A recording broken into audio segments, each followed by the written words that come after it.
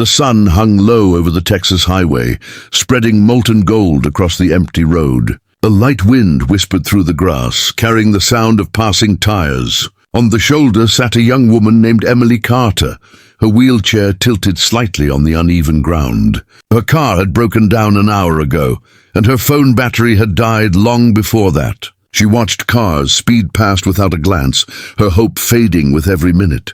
The air grew colder, and so did her heart.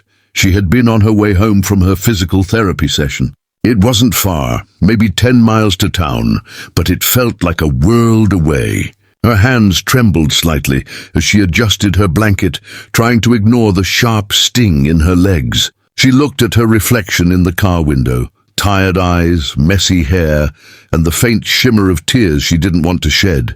"It's fine," she whispered to herself. "Someone will stop, eventually," but no one did. The world seemed to be in too much of a hurry for her pain. The cars zoomed by, shiny, fast, untouchable. People inside them didn't even turn their heads. She began counting them at first, but after the 50th, she stopped trying. Her throat tightened. Maybe she was invisible. Maybe her story didn't matter. The loneliness was louder than the engines roaring by. Just when the weight of silence became unbearable, she heard the rumble of an older pickup slowing down. Her head lifted slowly, almost afraid to believe it. The truck pulled over a few feet ahead. A man stepped out, tall, lean, with rough hands and a shirt stained from hard work. His hair was a mess from the wind, and his expression carried the kind of warmth you couldn't fake. He looked like someone who fixed things for a living. "Hey there," he said gently, walking closer. "You okay, ma'am?" Emily hesitated. "My car just died," she said, embarrassed. "And my phone too. I didn't want to be a bother," he smiled. "Being a bother is how I make a living." He crouched down to check the engine, his voice calm and reassuring. "Name's Jack Miller. I run a little auto shop down in Greenville." She nodded, watching him as he lifted the hood with practiced ease. It was clear this wasn't just a man who worked with machines. He understood people too. Jack worked quietly, humming to himself. Emily noticed the grease on his hands, the small scar above his knuckle, the focus in his eyes. Every move was careful, purposeful. "You said it just stopped?" he asked. She nodded. "Battery's dead. I'll give it a jump, but you'll need a new one soon." She smiled faintly. "I guess I picked the wrong day to forget my charger." He chuckled softly. "Guess I picked the right day to take the long way home." He brought his truck closer, hooked up the cables, and soon the car came back to life with a roar. Emily blinked, smiling for the first time that day. "You're a miracle worker," she said softly. "Nah," he replied, dusting off his hands. "Just a guy who got lucky finding someone who needed help."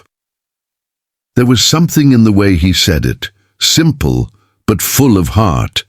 He helped her check her wheelchair, making sure it was secure. When she tried to thank him with a shaky voice, he stopped her. "Don't thank me. You'd do the same if you could." She looked at him for a moment, eyes shining. "You don't even know me," he shrugged. "Doesn't matter. Good's supposed to be done, not measured." Emily couldn't remember the last time someone had treated her like that, not as a burden, not as someone to pity, but as a person. Her throat tightened again, this time from something like gratitude. "You really didn't have to stop," she whispered. Jack smiled faintly. "That's exactly why I did." He checked her tires one last time and noticed a small puncture. "Hold up, this one's losing air." She looked startled. "Can it make it home?" He shook his head. "Not safely." Without hesitation, he pulled out his tools. "Won't take long." As he worked, Emily watched the way the sunset painted him in shades of gold and orange. There was something poetic about the scene.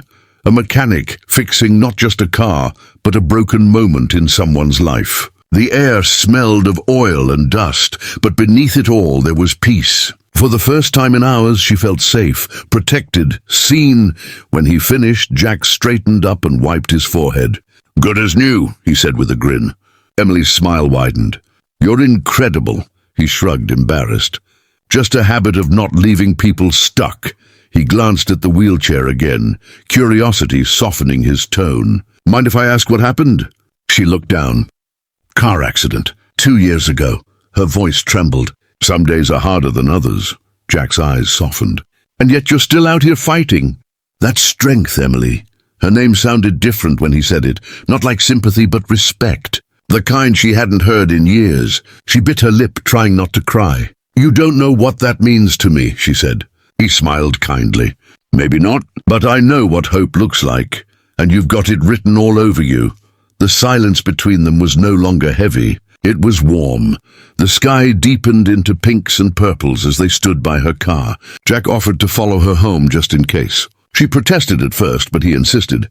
Wouldn't feel right otherwise, he said. So he drove behind her all the way to her driveway, his headlights a constant reassurance. When she parked, he stepped out again. See, told you we'd make it. She laughed softly. You didn't have to go this far. I know, he said with a wink. But I wanted to.